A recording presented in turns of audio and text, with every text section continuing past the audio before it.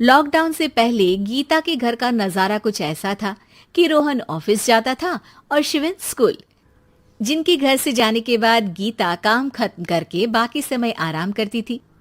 लेकिन लॉकडाउन के बाद ऑफिस और स्कूल घर में ही खुल गए और इससे गीता का हाल वो तो आपको देखने में ही मजा आएगा।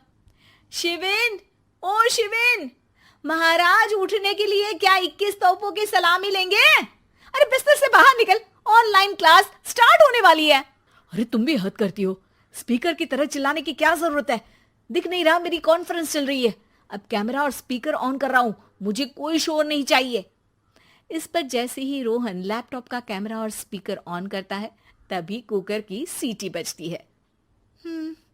करा लो अब इसे चुप। लॉकडाउन नहीं हुआ, मेरी मौत का फरमान जारी हो गया। दोनों बाप बेटे ने नाक में दम किया हुआ है। ऐसा बोलकर गीता वहां से शिविन के कमरे में पहुंच जाती है, जहां शिविन अभी भी सो रहा होता है। ओ आलसी, अब अगर 5 मिनट में नहीं उठाना तो आज तेरा गेम और यूट्यूब कैंसिल। माँ की बात सुनकर शिविन बिना 1 मिनट गंवाए उठ खड़ा होता है।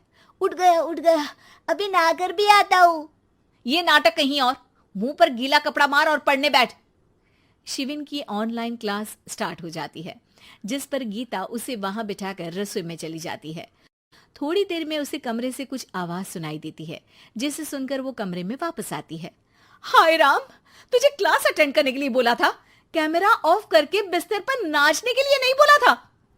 मम्मी मुझे कुछ समझ नहीं आ रहा, आप बाद में पढ़ा देना ना, वैसे भी अटेंडेंस तो लगी गई है। हाँ हाँ बेटा, जरूर बन जा। तू अभी से हम सबका बाप बन जा। अरे नहीं मतलब कहाँ से लाते हो इतना दिमाग, और पढ़ाई करते हुए ये चला कहाँ जाता है?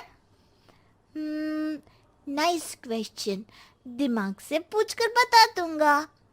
शिविन की बातों से परेशान होकर गीता उसे मारने के लिए जैसे ही आगे बढ़ती है तभी वो कमरे से बाहर भाग जाता है।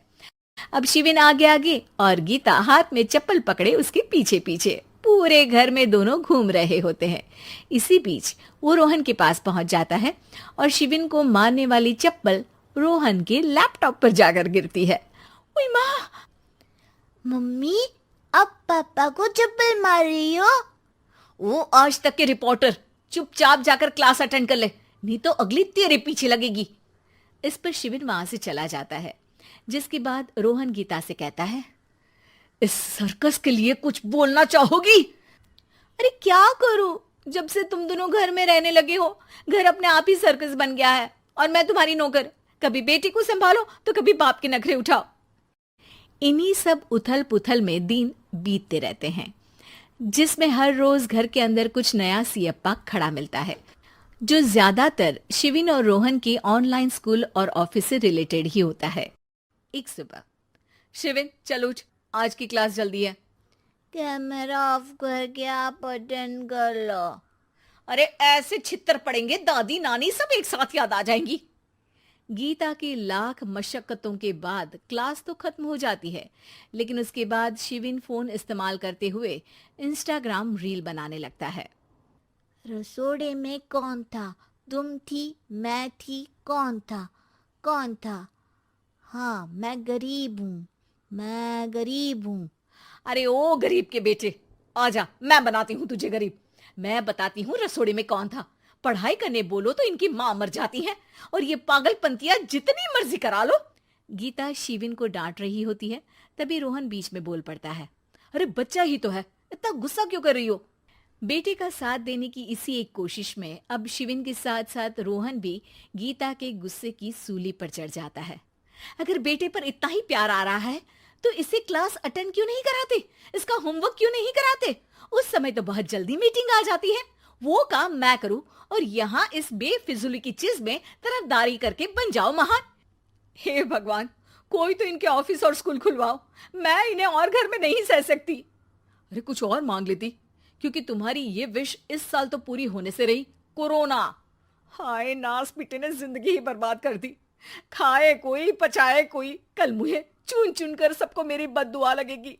उन्होंने दुनिया का और इन बाप बेटे दोनों ने मेरा जीना मुश्किल कर दिया। गीता वहां से चली जाती है, जिसके बाद रोहन शिविन से कहता है, अरे तुम्हारी मम्मी इतनी भड़की हुई क्यों है? आपकी वजह से पूरा समय घर में रहते हो और उस पर कोई काम कराने की जगह बस ऑर्डर देते रहते हो। अच्छा बेटे, सारा इल्जाम मुझ पर? पूरा दिन तो वो तुम पर ही चिल्लाती है। हाँ, मतलब दोनों का 50-50 है, कुछ करना पड़ेगा। वो कहते ना, make the best out of worst. I have an idea. वैसे तुम्हारी माँ सही कहती है, बहुत जुबान चलाने लगे हो, कम बोला करो। अगली सुबह रोहन और शिविन अपनी गलती को सुधारने के लिए गीता के उठने से पहले घर का आधा काम खत्म कर देते हैं, जिसे देखकर गीता खुश हो जाती है और फिर बाकी बचा काम वो तीनों मिलकर पूरा कर लेते हैं।